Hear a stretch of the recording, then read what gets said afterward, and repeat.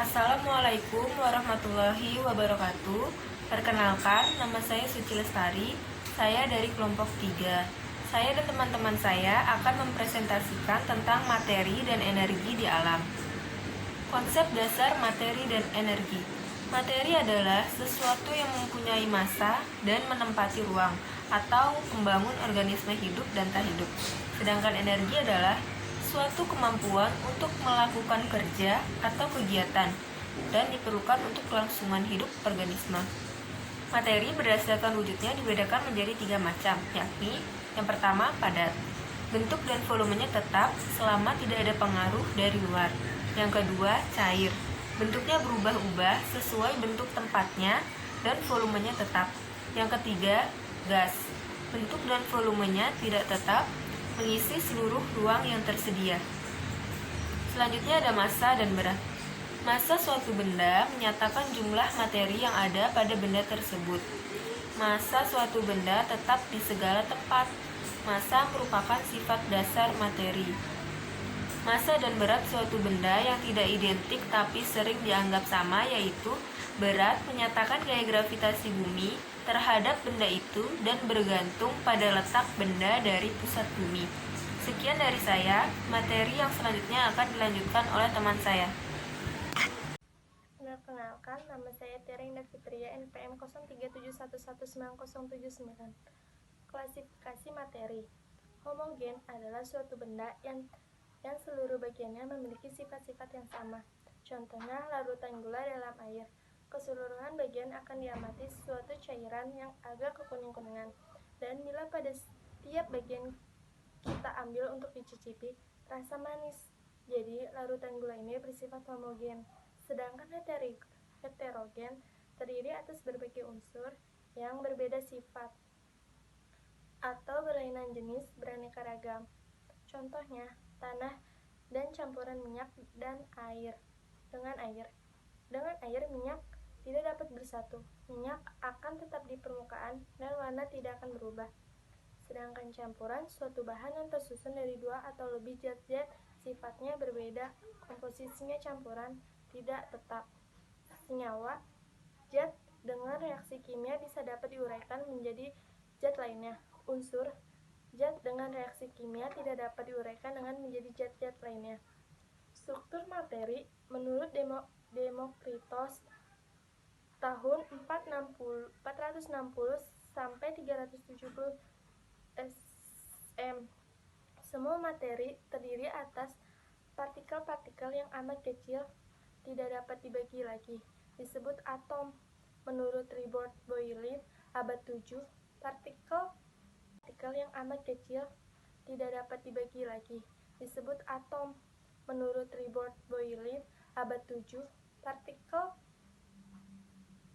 kecil dari zat disebut molekul. Molekul zat cair, zat yang sama akan sama-sama sifatnya. Teori-teori ini dapat menerangkan antara lain peristiwa diferensi zat, perubahan wujud gas, dan sifat-sifat gas. Sedangkan teori atom Dalton, tiap-tiap unsur terdiri dari partikel-partikel kecil yang disebut atom. Atom tidak dapat dibagi-bagi. Atom-atom unsur yang sama, sifatnya sama. Atom dari unsur yang berbeda, sifatnya juga berbeda. Atom tidak dapat diciptakan dan dimusnahkan. Reaksi kimia terjadi penggabungan atau permisahan atom. Senyawa ialah hasil reaksi atom atau penyusunannya. Dengan teori ini, Dalton mempunyai menerangkan 2 buah hukum dasar ilmu kimia, yakni hukum kekalan massa dari Lavoisier dan hukum ketetapan perbandingan dari proses. Hipotesis Dalton berpangkal dari anggapan Demokritos kemudian menjadi besar teori Dalton. Sekian materi yang saya sampaikan, selanjutnya akan dilanjutkan oleh teman saya.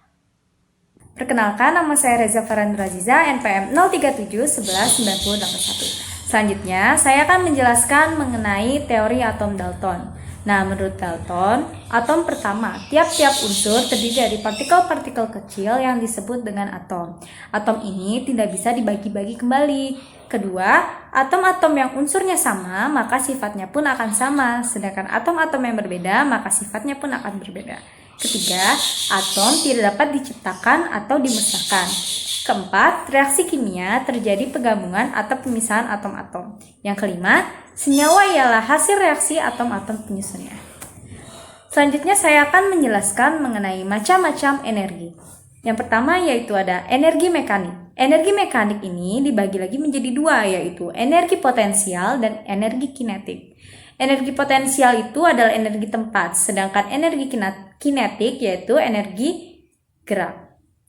Jumlah kedua energi itu dinamakan energi mekanik itu sendiri. Setiap benda mempunyai berat, maka baik dalam keadaan diam ataupun dalam keadaan gerak, setiap benda memiliki energi. Untuk mencari rumus energi potensial yaitu E sama dengan M dikali G dikali H, sedangkan untuk mencari energi mekanik yaitu E sama dengan setengah dikali M dikali V, di mana M adalah massa benda, G adalah besar gaya gravitasi bumi, H adalah jarak ketinggian, dan V adalah kecepatan gerak benda. Selanjutnya yaitu ada energi panas atau kalor. Pemberian panas kepada suatu benda akan menyebabkan kenaikan suhu benda itu ataupun bahkan terkadang dapat menyebabkan perubahan bentuk, ukuran, volume, ataupun warna dari benda tersebut. Misalkan ketika kita merebus air hingga mendidih, jika dibiarkan terus-menerus, maka air itu lama-kelamaan akan berubah menjadi uap air. Contoh lainnya yaitu ketika kita memanaskan besi di dalam bara api yang sangat panas, maka besi itu akan berubah warna, yang tadinya mungkin semula berwarna hitam ataupun abu-abu akan berubah warna menjadi warna merah, dan suhunya pun akan naik lebih tinggi dibanding suhu sebelumnya. Nama saya Fitri Damayanti, NPM 037119777. Di sini saya akan melanjutkan penjelasan mengenai macam-macam energi. Yang ketiga itu ada energi magnetik. Energi magnetik yaitu energi yang tersimpan di dalam magnet. Energi magnetik dapat dipahami dengan mengamati gejala yang timbul ketika dua batang magnet yang kutub saling berdekatan satu dengan yang lain. Seperti yang diketahui bahwa setiap magnet mempunyai dua macam kutub, yaitu kutub magnet utara dan kutub magnet selatan. Jika dua batang magnet kutub yang senama, yaitu kutub utara dengan utara didekatkan, maka kedua magnet akan saling tolak-menolak. Sebaliknya, jika kedua kutub yang tidak senama, yaitu kutub utara dengan selatan didekatkan, maka akan saling tarik-menarik. Kedua kutub magnet memiliki kemampuan untuk saling melakukan gerakan. Kemampuan itu adalah energi yang tersimpan di dalam magnet, dan energi inilah yang disebut sebagai energi magnetik. Semakin besar energi magnetik yang dimiliki oleh suatu magnet, semakin besar pula gaya yang ditimbulkan oleh magnet itu. Yang keempat ada energi listrik. Energi listrik ditimbulkan atau dibangkitkan melalui bermacam cara. Yang pertama ada dengan sungai atau air terjun yang memiliki energi kinetik. Yang kedua dengan energi angin yang dipakai untuk menggerakkan kincir angin. Yang ketiga dengan menggunakan energi kimia. Yang keempat dengan menggunakan tenaga uap yang memutar generator listrik. Yang kelima dengan menggunakan tenaga diesel. Dan keenam dengan menggunakan tenaga nuklir.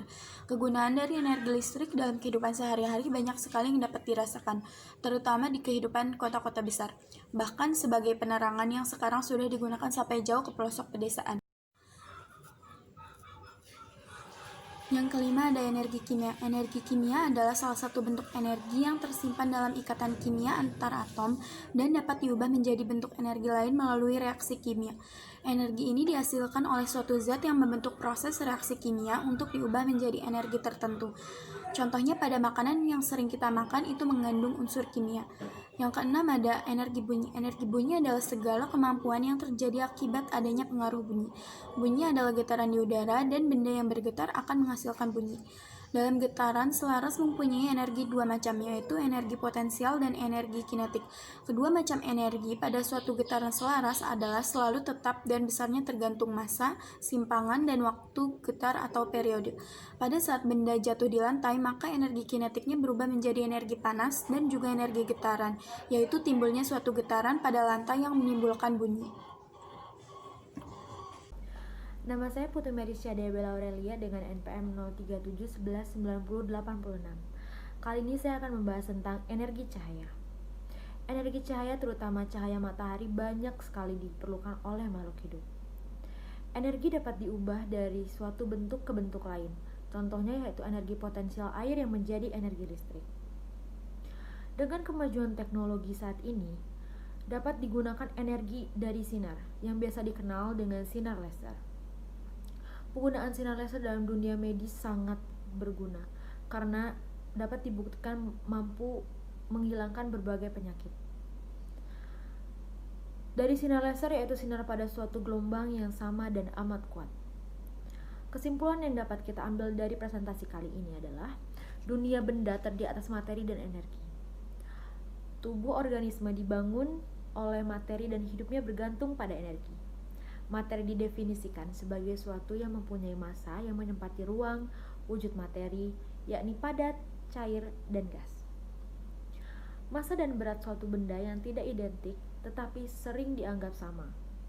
Atom adalah satuan yang amat kecil dalam setiap bahan yang ada di sekitar kita. Menurut teori mekanika klasik tentang cahaya, elektron yang bergerak harus disertai kehilangan tenaga kinetik. Energi adalah suatu kemampuan untuk melakukan kerja atau kegiatan. Energi dunia ini akan diam atau beku. Sekian presentasi dari kelompok kami. Mohon maaf apabila ada kesalahan kata. Wassalamualaikum warahmatullahi wabarakatuh.